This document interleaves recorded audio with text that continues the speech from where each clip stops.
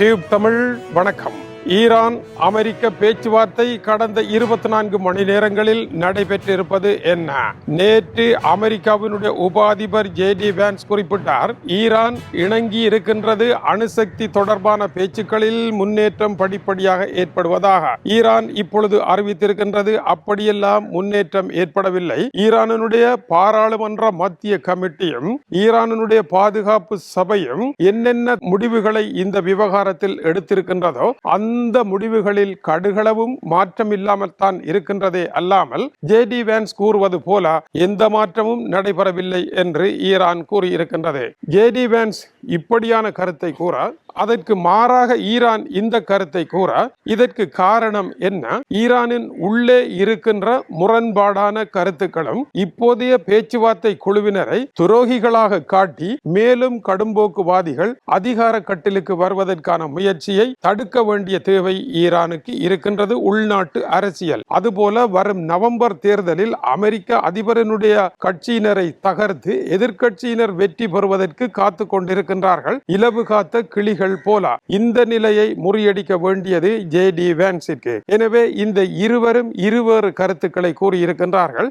ஆனால் இன்றைய சமூக வலைத்தள காலத்தில் ஈரான் சொன்னதையே ஈரான் மக்கள் அறிந்து திருப்தி அடைவார்கள் என்றோ, அமெரிக்கா கூறியதை கேட்டு அமெரிக்க மக்கள் திருப்தி அடைவார்கள் என்றோ கிடையாது. ஆனால் இவர்கள் இருவரும் தங்களுடைய எதிரிகளுக்குத்தான் அதை சொல்லி இருக்கின்றார்களே அல்லாமல் உலக மக்களுக்கு அல்ல என்பது இந்த பேச்சுவார்த்தையின் இருபக்க கருத்துக்களாக இருக்கின்றது. யாழ்ப்பாணத்தின் கொளுத்தும் வெயிலில் இந்த செய்தி எடுக்கப்படுவதனால் கண்கள் கூசும் என்பதனால் கண்ணாடி அணிய வேண்டி இருக்கின்றதை அன்பு உறவுகள் புரிந்து கொள்ள வேண்டும். அடுத்தபடியாக ஆகஸ்ட் மாதம் 21ஆம் திகதி வரை ஈரான் ஆயிலை தொடர்ந்து ஏற்றுமதி செய்யலாம், அதற்கான தடைகள் விலத்தப்படுவதாக டொனால்ட் ட்ரம்ப் கூறியிருக்கின்றார். இது ஒரு முன்னேற்றகரமான விடயமாக இருக்கின்றது. இரண்டாவதாக AI தொழில்நுட்பத்தை பாவித்து ஈரான் போரை பரிசோதனை செய்திருக்கின்றது என்று தி எக்கனாமிஸ்ட் எழுதியிருக்கின்றது.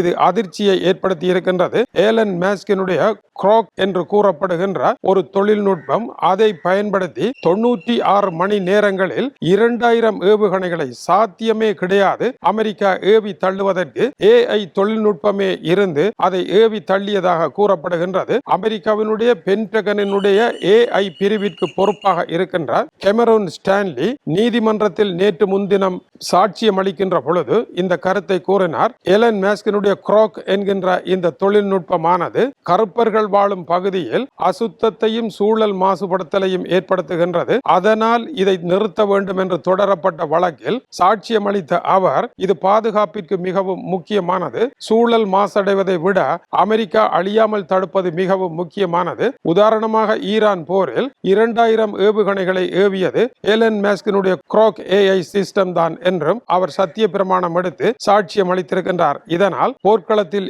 AI எவ்வளவு சிறப்பாக பயன்படுகின்றது என்பதற்கு இது உதாரணமாக அமைந்திருக்கின்றது. அமெரிக்கா கிளவுட் AI என்கின்ற தொழில்நுட்பத்தை பயன்படுத்தி தான் நிக்கோலஸ் மடுரோ வெனிசுலாவினுடைய அதிபரை கைது செய்தது, பெரும் சேதம் எதுவும் இல்லாமல். அந்த தொழில்நுட்பத்திற்கு வெனிசுலா தயாராக இல்லாத காரணத்தினால் அந்த நாட்டு அதிபரையே தூக்கி சென்றார்கள். இப்பொழுது அந்த நாட்டினுடைய அதே கட்சியில் இருந்த ஆட்சியில் இருந்த பெண்மணி, இனிமேல் நிக்கோலஸ் மடுரோ நமக்கு தேவையில்லை, நாம் அவர் இல்லாமல் தனி வழி நடக்கின்றோம் என்று இப்பொழுது கூறியிருக்கின்றார். இதை கூறுவதற்கான காலத்தை அவர்கள் வகுத்து கொடுத்து, இப்பொழுது கூறுவீர்களாக இருந்தால் மக்கள் அதை மறந்து விடுவார்கள் என்று எப்பொழுதோ கூற வேண்டிய விடயத்தை இப்பொழுது கூறியிருக்கின்றார். ஆகவே AI பிளஸ் மக்களுக்கான அரசியலும் இணைந்து இந்த ஆக்கிரமிப்பு பணிகள் நடைபெற்றிருப்பதை இது காட்டுகின்றது. அதே நேரம் இப்பொழுது உலக கிண்ண உதைபந்தாட்ட போட்டியில் விளையாடி கொண்டிருக்கின்ற ஈரான் அணி அதனுடைய கோல் காப்பாளராக இருக்கின்ற அலி ரைசா பேரன்வேண்ட் என்பவர் மிகச்சிறந்த கோல் காப்பாளராக இருக்கின்றார் என்றும், இதுவரை